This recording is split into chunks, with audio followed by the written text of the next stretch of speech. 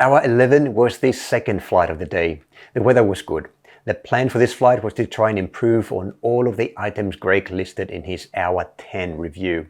In the end, as you're about to see, I did a few things better and worse, including a terrible full stop landing that should have been a go-around. ATIS reported this. Camden Terminal Information Echo. Runway 06, glide operations in progress. Wind variable 5 knots, occasional tailwind 5 knots. Visibility greater than 10 kilometres. Clouds scattered 3,500. Temperature 23, QNH 1018. On first contact with Camden Ground or Tower, notify receipt of Echo.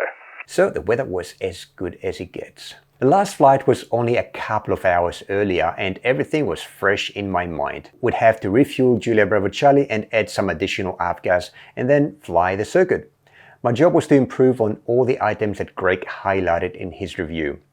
And specifically, use of trim, airspeed, it's got to be 75 knots on base and 70 knots on final.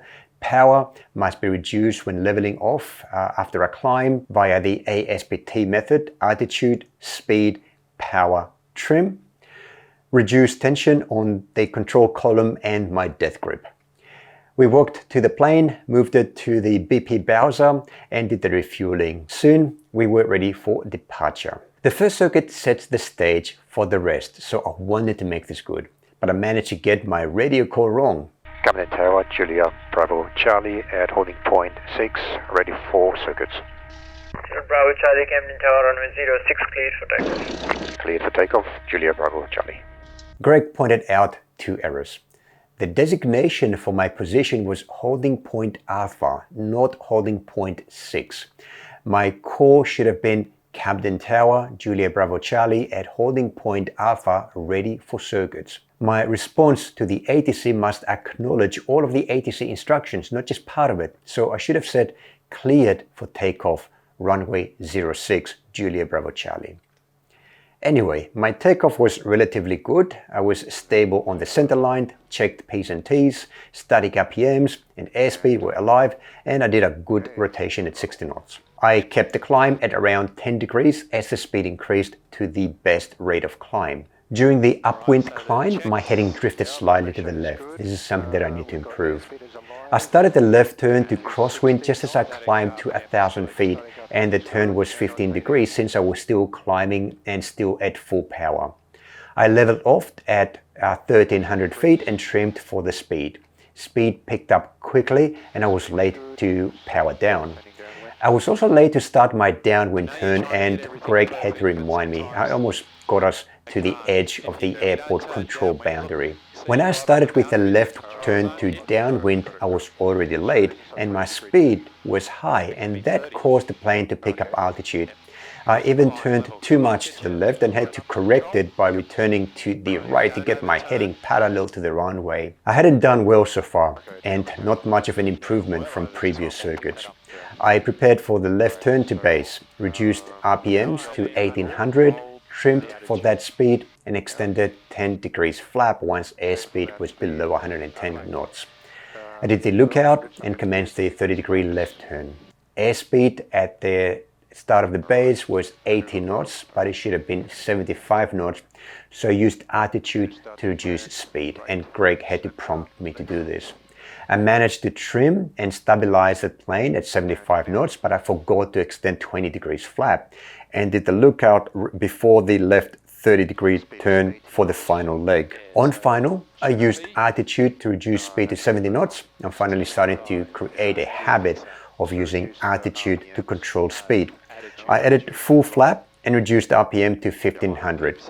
Airspeed was good, although dropping, and used altitude to get it up again. Landing was very good, so finally I had something to be happy about.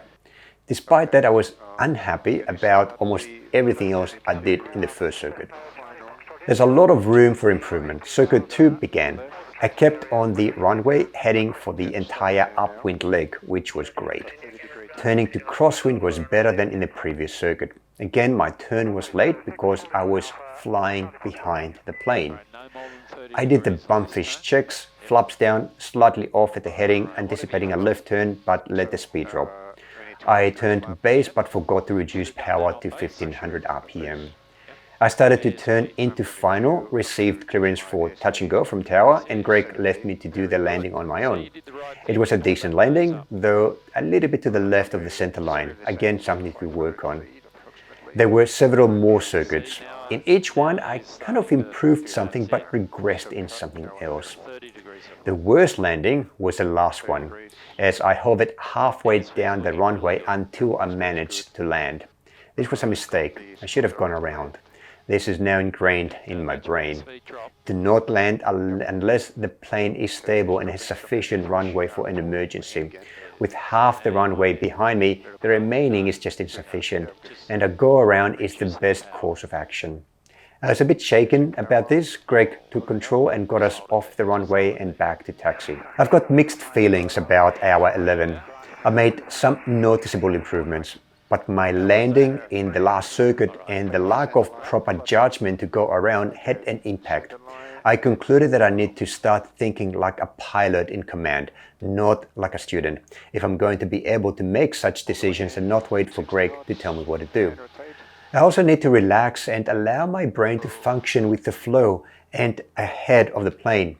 As Greg said on a few occasions, I'm overthinking.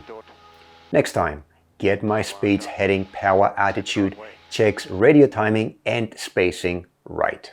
If you like this video, make sure to subscribe to my YouTube channel right now. Just click on the subscribe button below this video. And of course, you can also head over to my detailed flight training log pages on the Tech Explorations website.